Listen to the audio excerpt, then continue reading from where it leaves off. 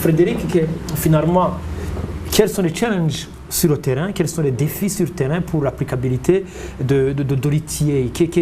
Où est-ce que ça pourrait coincer? Qu'est-ce qu'il faudrait faire pour qu'on puisse voir cette logique de l'ITA? Parce que finalement, dans cette logique, on comprend que tout le monde y trouvera son compte, notamment les caisses du moins l'intérêt général, le petit citoyen qui exploite, mais également l'État qui contrôle les mines. Mais on voit que les grandes multinationales, les grands manias dans cette affaire sont plus ou moins perdants parce que jusque-là, ils s'en tirent bien, sans payer les taxes. Alors quels sont les challenges, les défis à ce niveau et quelle est l'urgence à ce niveau? Les défis, pour moi, le grand défi, c'est d'abord la conscience. La conscience, non seulement des citoyens, mais la conscience aussi des dirigeants. Parce que la tendance du dirigeant, c'est de chercher à exploiter, profiter de la situation aussi comme l'autre, le vendeur, petit vendeur pourrait le faire. Vous allez trouver des autorités là-bas. Vous allez trouver les trous là. Il y a des autorités qui possèdent des trous, n'est-ce pas?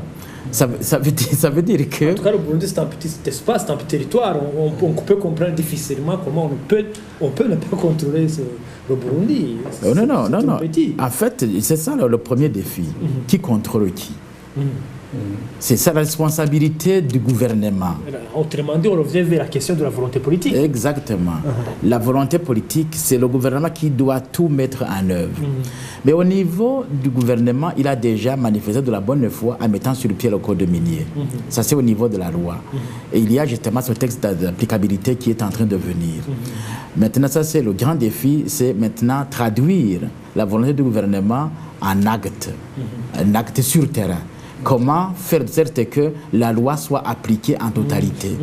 Parce que ce serait de l'illusion de dédicter une loi qui n'est jamais vécue, qui n'est jamais appliquée sur le terrain. Ça, c'est le grand défi. Ça, c'est le grand défi.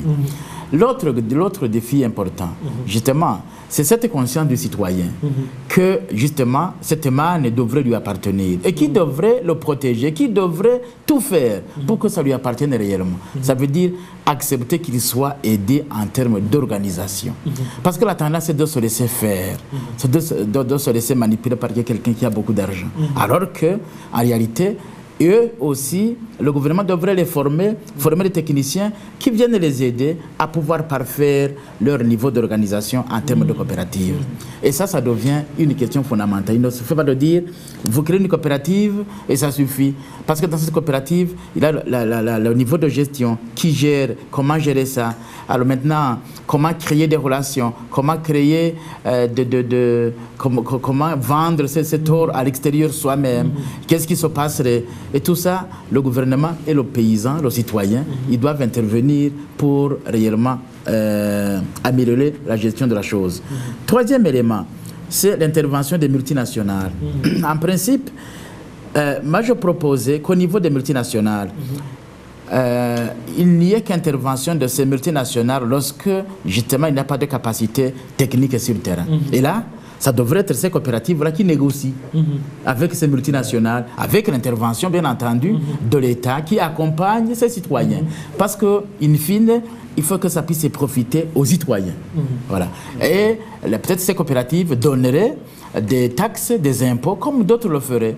Mais quand c'est donné par des organisations, c'est plus bénéfique, parce que cet argent aussi doit être allé au gouvernement pour, justement, au bout du compte, retourner pour aider la même population dans d'autres secteurs. N'est-ce pas? Maintenant, la question qui se pose. Aujourd'hui, on ne peut pas évaluer l'argent qui entre dans la BRB à partir de ces minéraux. On peut contrôler ça. Mais à partir de la BRB, pour qu'on sache justement comment cet argent issu, qui émane de ce secteur, comment il a été utilisé, dans quel secteur. Ça, c'est une question qu'il faut poser, à laquelle il faut absolument apporter une solution. Oui. Voilà, je crois que... est-ce que vous auriez un dernier mot par rapport à ce que M. Frédéric vient de dire pour terminer l'émission? En fait, l'ITA, d'une façon générale, s'occupe beaucoup plus du secteur industriel. Donc, les artisanats, ce que nous faisons aujourd'hui pour l'or, pour la castérite, pour le coltan, ça ne l'intéresse pas d'une façon générale. Mais peut-être pour le cas particulier du Burundi, comme on n'a que ça pour le moment, je crois qu'on va pouvoir faire avec ce qu'on a et dire, voilà, il faut aussi qu'il y ait transparence, même si c'est artisanal. Parce que mais c'est un peu, disons que l'artisanat au niveau du code minier, le nouveau code minier qu'on a adopté en 2013, en octobre 2013, il est contre justement l'exploitation artisanale. Il voudrait bien qu'on passe aux coopératives et même ce qu'on appelle les petites mines, qui sont beaucoup plus organisées que l'artisanat, si vous voulez bien. Donc c'est une tendance. Et alors, ce que je pourrais dire d'une façon générale pour l'ITIE, c'est que le gouvernement vient, il a déjà dit qu'il va adhérer à l'ITIE. Donc je crois que le Conseil des ministres du 19, je crois, octobre ou novembre, oui.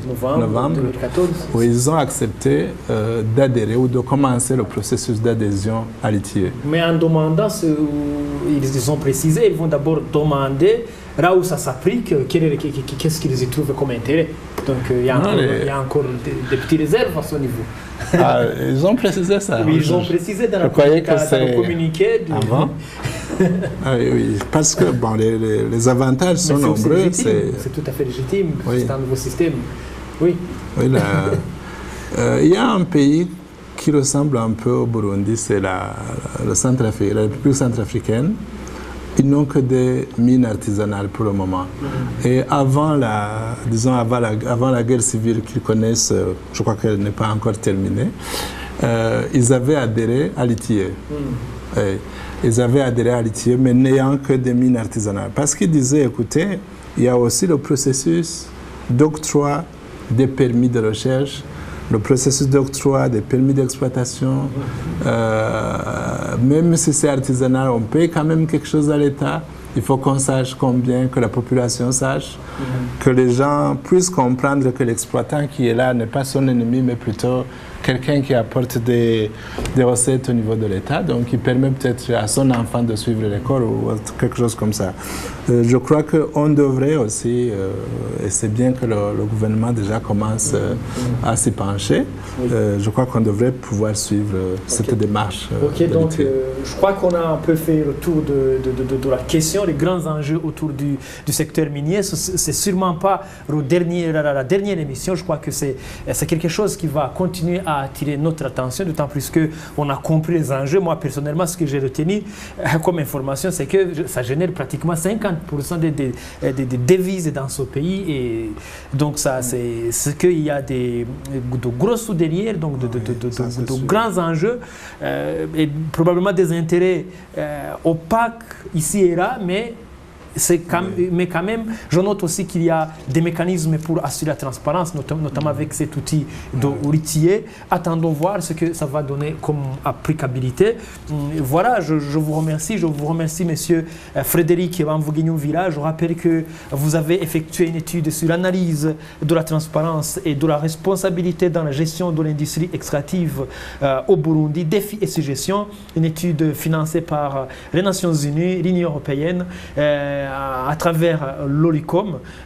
Donc vous étiez consultant, mais merci Maître Frédéric Bamvuginyumvira, merci d'avoir accepté notre invitation. Merci. Oui, merci également ingénieur Daniel Ngendakurio, vous êtes ingénieur des mines, chargé des ressources naturelles au niveau d'une ONG allemande, GIZ, qui fait beaucoup, qui suit de très près le secteur minier au Burundi. Merci d'avoir accepté notre invitation, ingénieur Daniel Ngendakurio. Merci beaucoup. Merci également à tout le monde. Merci à vous tous qui avez suivi notre émission. À la prochaine.